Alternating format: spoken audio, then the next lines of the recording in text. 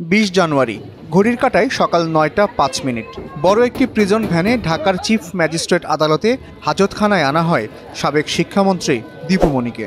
তাকে পুলিশের নারী সদস্যরা আদালতের হাজতখানার ভেতরে নিয়ে যান। ৯:৩০টার কিছু পরে আনিসুল হক, সালমান এফ রহমানদের সঙ্গে কড়া নিরাপত্তায় আদালতের এজলাসে নেওয়া হয় দীপুমণিকে। সকাল 10টায় জনাকীর্ণ আদালতে আনিসুল হক, সালমান এফ রহমান সহ অন্যদের দুটি মামলায় রিমান্ড আবেদন শুনানি চলছিল। সেই সময় আসামির কাঠগড়ায় দাঁড়িয়েছিলেন দীপুমণি।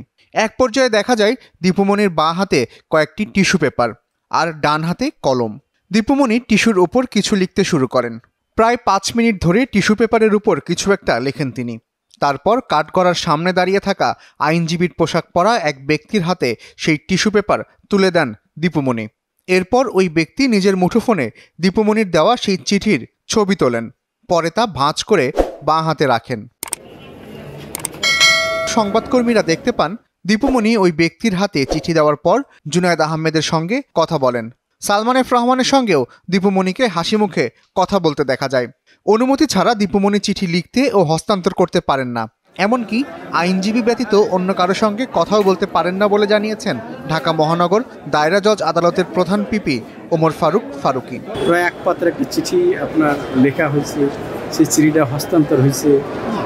আপনার নোটিশে আসছে কিনা এটা কি পারে কিনা কেউ আর কি, এটা কি পারে? আদালতে এগুলো করতে পারে না। আসামি কোর্টে যখন হাজির করা হয় আদালতের সামনে আছে, আদালতের অনুমতি ছাড়া আসামির কোনো ধরনের বক্তব্য রাখা, কোনো কিছু লেখা বা কোনো কিছু হস্তান্তর করা, এটা আইন সম্পূর্ণ বেআইনি। এটা আমাদের নজরে আসে নাই। যে তখন যদি আমাদের এটা নজরে কেউ দিত বা আমরা আসতো, কারণ এখানে অনেক ক্রাউড ছিল, অনেক আইনজীবী ছিল, সেখানে তো আমাদের প্রসিকিউশনের নজরে আসে নাই।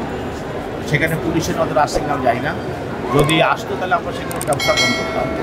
দীপুমণির চিঠি লেখার বিষয়টি তার আইনজীবীরও নজরে আসেনি বলে জানিয়েছেন দীপুমণির আইনজীবী।